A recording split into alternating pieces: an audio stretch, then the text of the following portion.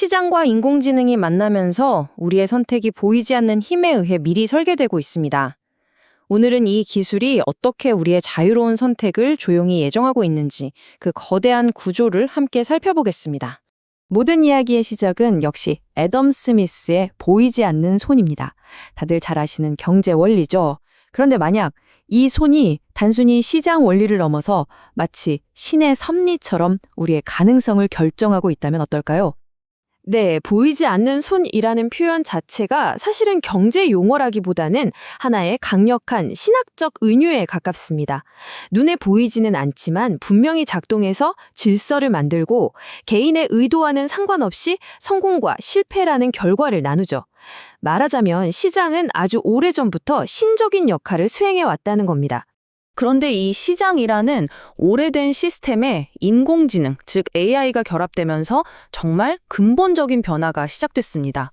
과거의 시장이 다소 불안전하고 우연에 기대는 면이 있었다면 AI는 이 시장의 능력을 비약적으로 끌어올렸죠. 마치 시장이라는 존재에게 새로운 눈과 뇌가 생긴 것과 같습니다. 먼저 AI는 시장의 모든 것을 실시간으로 지켜보는 눈을 달아주었습니다. 우리가 하는 모든 활동, 모든 거래, 심지어 모든 클릭 하나하나가 데이터가 되어서 시장에 의해 끊임없이 관찰되고 있는 거죠. 그리고 이 엄청난 양의 데이터를 처리하는 두뇌의 역할을 합니다. AI는 수집된 정보를 바탕으로 우리의 다음 행동, 그리고 그 행동에 낳을 결과까지도 확률적으로 계산하고 예측하기 시작합니다. 더 나아가 AI는 시장의 신경계가 되어서 이 모든 정보에 즉각적으로 반응하고 시스템 전체를 미세하게 조정합니다. 가격 책정부터 상품 추천에 이르기까지 이제 시장은 막연한 힘이 아니라 마치 하나의 의식을 가진 거대한 유기체처럼 판단하고 반응하게 된 겁니다.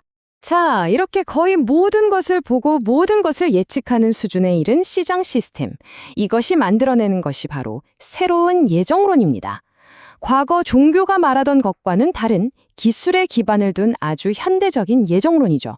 예정론의 본질이 뭘까요? 이건 단순히 운명이 정해져 있다는 것과는 좀 다릅니다. 핵심은 우리는 스스로 자유롭게 선택한다고 느끼지만 사실은 우리가 선택할 수 있는 조건 자체가 이미 구조적으로 결정되어 있다는 개념입니다. 누가 선택받고 누가 배제될지, 누가 애초에 성공의 기회를 얻을 수 있을지가 개인의 노력 이전에 이미 구조 안에 짜여 있다는 거죠. 이 지점이 정말 흥미로운데요. 바로 사용하는 언어의 변화입니다. 과거의 예정론이 신의 뜻이라는 초월적인 언어를 썼다면 오늘날의 기술적 예정론은 확률, 리스크, 점수 같은 지극히 과학적이고 객관적으로 보이는 언어를 사용합니다. 이 언어의 변화야말로 새로운 예정론의 가장 중요한 특징입니다. 그렇다면 이 새로운 예정론은 우리 현실에서 구체적으로 어떻게 작동할까요? 그 매개체가 바로 알고리즘입니다. 알고리즘이 우리의 가능성을 어떻게 나누고 결정하는지 그 메커니즘을 한번 들여다보겠습니다. 가장 대표적인 예가 바로 신용점수죠. 대출이라는 선택을 할 자격 자체를 결정합니다. 우리가 매일 보는 추천 알고리즘은 우리가 앞으로 무엇을 알게 될지를 결정하고요. 심지어 채용 알고리즘은 이력서를 검토해서 누가 면접이라는 경쟁에 참여할 자격조차 얻지 못할지를 먼저 걸러냅니다. 그러니까 핵심은 이겁니다. 우리는 분명 매 순간 선택을 하고 있습니다.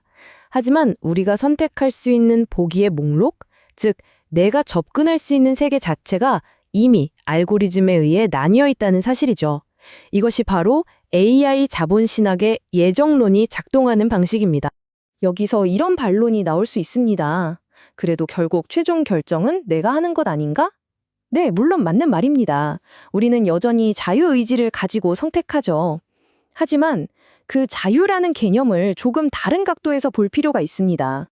우리의 자유가 사라진 게 아닙니다. 그 자유가 작동하는 무대가 보이지 않는 층위로 옮겨갔을 뿐입니다. 우리는 마치 평평한 땅 위에서 자유롭게 걷고 있다고 생각하지만 사실은 알고리즘이 미리 설계해 놓은 경사와 길이 정해진 지도 위를 걷고 있는 것과 같습니다. 이 차트가 그 개념을 아주 명확하게 보여주죠. 두 사람 모두 매일 자유롭게 선택하며 살아간다고 느낄 겁니다. 하지만 한 사람은 알고리즘으로부터 낮은 금리의 대출이나 유망한 투자 기회를 계속해서 추천받는 세계에 살고 있고, 다른 한 사람은 그런 기회에 대한 정보 자체를 접하지 못하는 세계에 살고 있습니다. 둘 다 자유롭지만 그들이 마주한 기회의 지형 자체가 애초에 다르게 설계된 거죠. 이 새로운 시스템이 가진 가장 강력한 힘은 우리가 이것을 통제라고 전혀 인식하지 못하는 방식으로 아주 부드럽게 작동한다는 점입니다. 시스템은 우리에게 명령하거나 강요하지 않습니다. 그 대신 당신을 위한 추천이라는 아주 개인화된 도움의 형태로 다가오죠.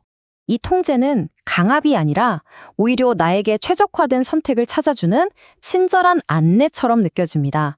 당신에게 딱 맞는 결과라는 말처럼요. 바로 이 지점이 결정적입니다. 예정이 이렇게 부드럽고 합리적인 방식으로 작동하기 때문에 사람들은 자신이 통제받는다고 느끼는 대신에 효율적인 도움을 받고 있다고 생각합니다.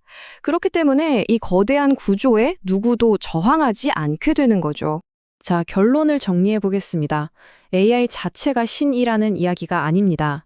하지만 시장이라는 기존의 강력한 시스템과 결합한 AI는 과거 종교에서 신이 담당했던 예정, 즉 가능성을 배분하고 결과를 결정하는 그 기능을 역사상 가장 합리적이고 완벽한 방식으로 수행하고 있다는 겁니다.